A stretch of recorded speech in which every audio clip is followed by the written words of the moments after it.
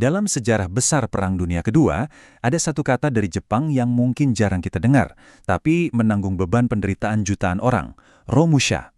Nah, apa sih sebenarnya makna di balik istilah ini? Yuk, kita bedah bareng-bareng.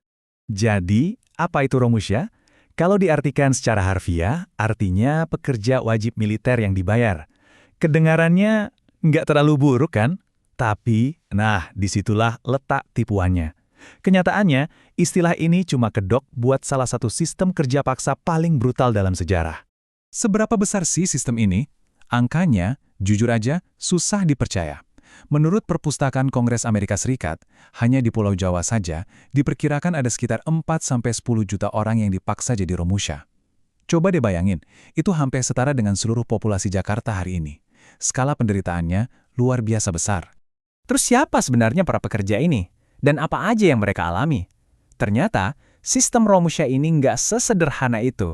Ada beberapa lapis di dalamnya. Oke, jadi Romusha itu ada dua kategori utama. Pertama, ada tenaga kerja lokal yang kerjanya ya di dekat-dekat rumah mereka. Tapi ada kategori kedua yang nasibnya jauh lebih tragis. Tenaga kerja luar negeri. Mereka ini diambil paksa dari keluarga, dinaikkan ke kapal dan dikirim ribuan kilometer jauhnya ke tempat-tempat kayak Burma dan Thailand. Seringnya, mereka nggak pernah pulang lagi. Terus, apa kerjaan mereka? Ya, apa aja yang dibutuhkan sama mesin perang Jepang. Mulai dari membangun lapangan terbang raksasa dan jalur kereta api, sampai pekerjaan rumah tangga yang paling sepele. Mereka ini ibaratnya tenaga kerja sekali paket yang jadi fondasi berdarah buat upaya perang Jepang di Asia Tenggara. Tapi, Romusha itu bukan satu-satunya bentuk kerja paksa loh. Jepang ternyata punya sistem lain yang berjalan barengan. Sebuah mesin penipuan yang pakai cara pemaksaan yang lebih halus, tapi ujung-ujungnya sama mematikannya. Jadi gini, di satu sisi ada Romusha yang jelas-jelas itu wajib militer paksa. Nah, di sisi lain ada yang namanya Kinrohoshi.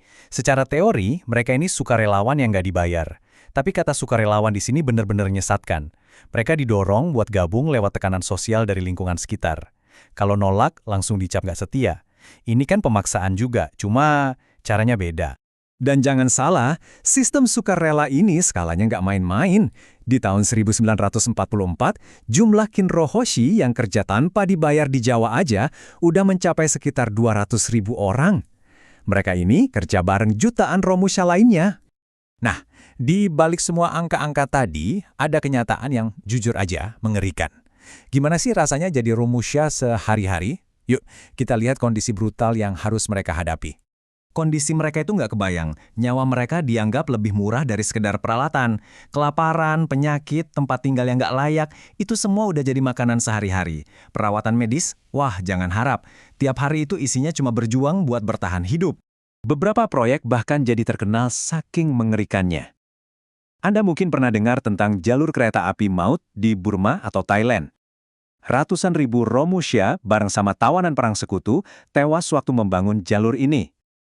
Dan proyek-proyek brutal lain kayak jalur kereta api Sumatera. Dan ini mungkin fakta yang paling bikin merinding. Sejarah mencatat kalau tingkat kematian di antara para Romusha, para pekerja sipil ini, ternyata jauh lebih tinggi daripada tingkat kematian tawanan perang sekutu. Fakta ini aja udah cukup buat menjelaskan betapa nggak berharganya nyawa mereka di mata para penjajah. Pertanyaannya, gimana sistem sebrutal ini bisa terjadi? Ironisnya, ya Jepang itu nggak menciptakan sistem ini dari nol. Mereka cuma menyempurnakan sistem eksploitasi yang memang udah ada sebelumnya. Jadi, praktek kerja paksa itu sebenarnya udah jadi hal biasa di zaman kolonial Belanda. Nah, Jepang datang, ngambil alih infrastruktur penindasan yang udah ada itu, terus skalanya dibikin jauh lebih brutal dan mematikan. Waktu perang akhirnya selesai, barulah skala kengerian yang sesungguhnya mulai terungkap. Angka-angka korban jiwa Romusha benar-benar bikin hati hancur. Coba kita lihat data dari sejarawan M.C. Reclefs. Dari sekitar 500 juta orang Jawa yang dikirim kerja ke luar negeri, diperkirakan cuma 70.000 yang selamat.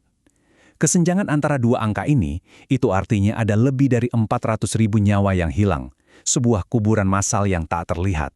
Perkiraan dari sejarawan lain, kayak Shigeru Sato, mungkin angkanya sedikit beda, tapi ceritanya nggak berubah. Mau itu 15% atau 80% yang tewas, intinya tetap sama. Ini adalah bencana kemanusiaan dalam skala yang mengerikan. Dan ini belum selesai, dampaknya jauh lebih luas dari sekedar kerja paksa. Laporan PBB setelah perang menyimpulkan kalau Secara total, 4 juta orang meninggal di Indonesia sebagai akibat langsung dari pendudukan Jepang. 4 juta. Di atas semua itu, kelaparan akibat perang merenggut 2,4 juta nyawa lagi, dan itu hanya di Jawa. Angka-angka ini begitu besar sampai kadang kita susah membayangkannya. Tapi kita harus ingat, di balik setiap angka itu, ada satu nyawa, satu cerita, satu manusia. Semua ini membawa kita ke satu pertanyaan terakhir yang penting banget. Dengan jutaan korban jiwa dan penderitaan yang tak terhitung, kenapa sebuah tragedi sebesar ini seringkali cuma jadi catatan kaki yang terlupakan dalam buku sejarah besar Perang Dunia Kedua?